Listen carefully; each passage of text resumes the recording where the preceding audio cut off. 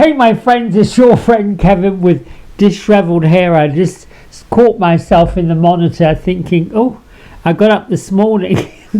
I put the towel over my head after I took a shower, but I didn't put, usually I put my fingers in it and put some product in it and go, but didn't do that today. So it looked like I just got out the bed, which I haven't. Anyway, enough about that. I'm your friend Kevin and this is your Divine Daily Blast. Here we go.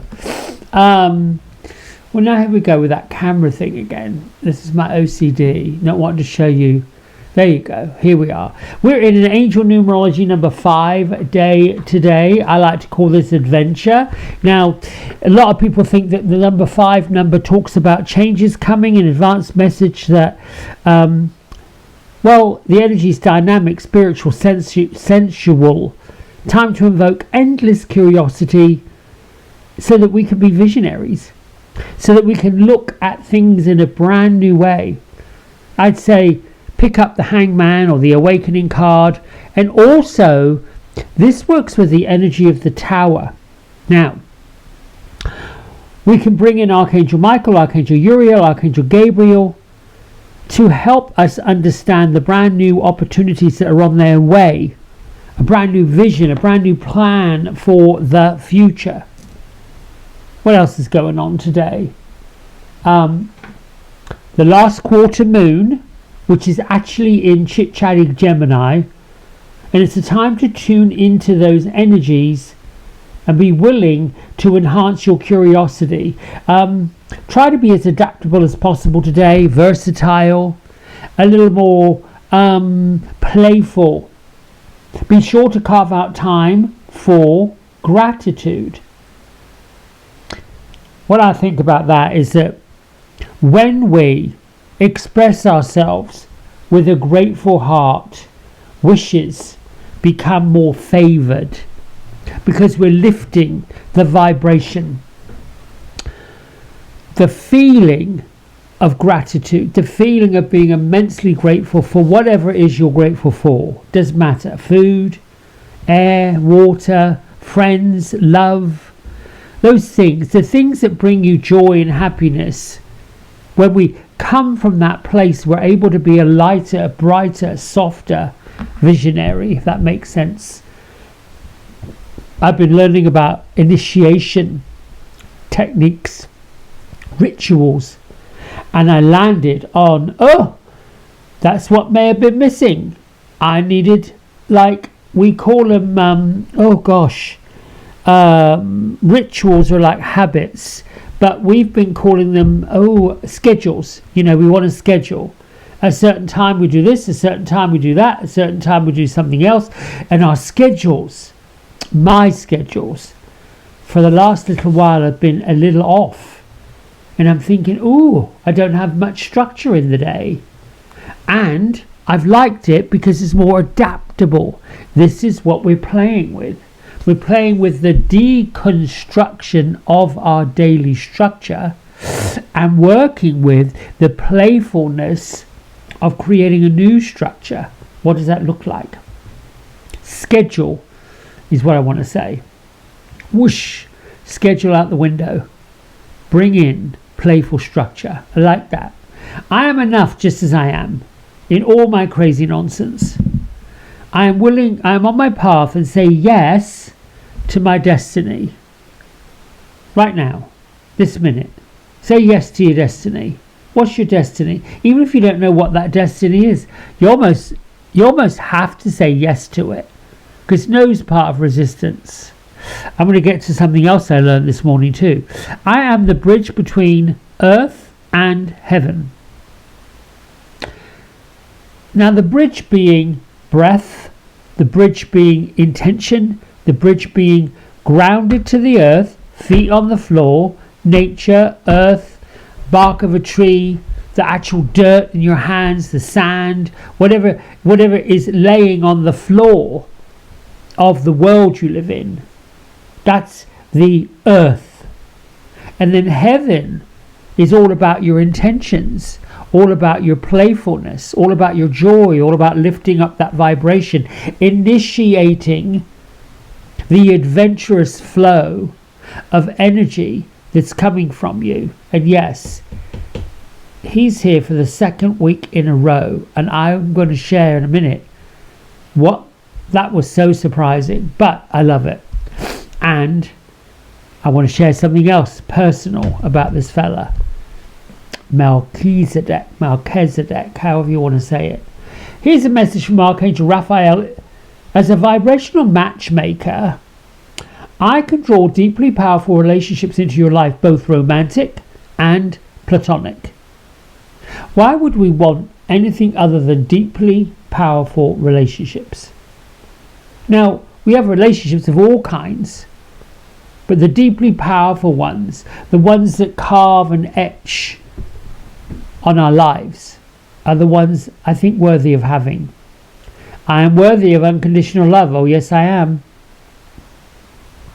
I open my heart to love's infinite possibilities. Oh yes, I do. I open my heart to love's infinite possibility. You know, love is what it is. It's a flavor. It's an energy. It's an initiation. It comes from the heart in its purest form. Many times it's not reciprocated in the way we hope it would be, but then many times it is. Now, Melchizedek, divine knowledge. Now, at the end of one week, beginning of the next week, I like to pull an angel initiation, which is this one, and a divine master, so that we have like our spiritual friends bringing us a level, a layer, a piece that carries us through the week. And I picked up the deck, tapped it, intentionally dropped out the energy from what was, and started shuffling. I'd only got a couple of shuffles in and he popped out again. When that happens, the second guessing part of learning to tap into spirit would have me put that card back in the deck and act like it was a misstep. Like, well, I got that last week, let's not use it again. And that would have been fine. I'm sure whoever would have popped out instead would have been perfectly okay, and we would have done something with it. However, I sat quickly and asked, would you like to come and be with us for one more week? Yes, was the divine answer. So I went with it. Now, as many of you know, Melchizedek is a spoken about certainly in the Gnostic Bible, but he's mentioned as a king of righteousness, the first high priest that there ever was, and the one who initiated all the heart teachers, the love teachers, the spiritual teachers, if you will, who came after him. Now, he's very much mentioned in quite a few Abrahamic texts, like this Dead Sea Scrolls, the Kabbalah, Kabbalah, the Zohar, that text. He's an ancient gatekeeper who is dedicated to assisting everyone walking on a spiritual path, taking initiatory steps. Ooh, that was a tongue twister. So that we can align with light, we can align with love, we can align with the divine. Now, he's known to be a leader of a spiritual group called the Order of Melchizedek. So I would say that's kind of, in a way, the very earthly, initiatory kind of almost righteousness, like religion, if you will, which religion as in following a ritual, if you will, following a practice, worship, that kind of thing. The divine order of light beings, angels, masters, including Archangel Michael and Jesus.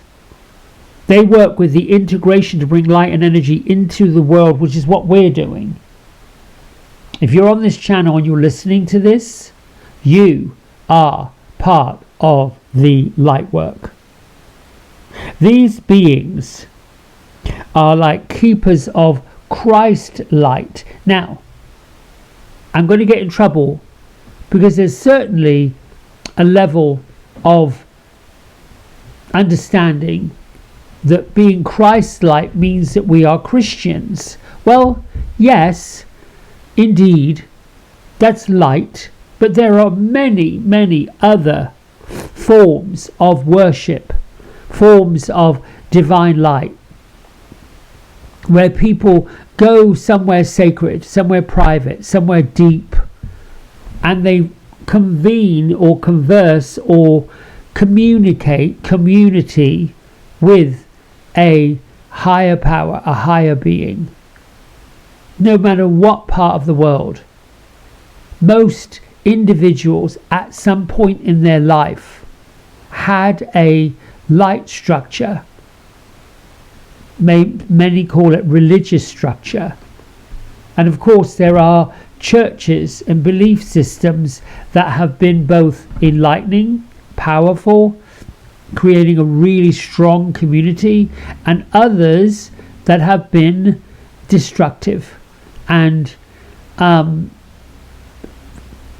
word fundamental is at the top of my tongue, but to go down that road, I would be stepping into the role of being judgmental, and that is really difficult because we learn how judgment works.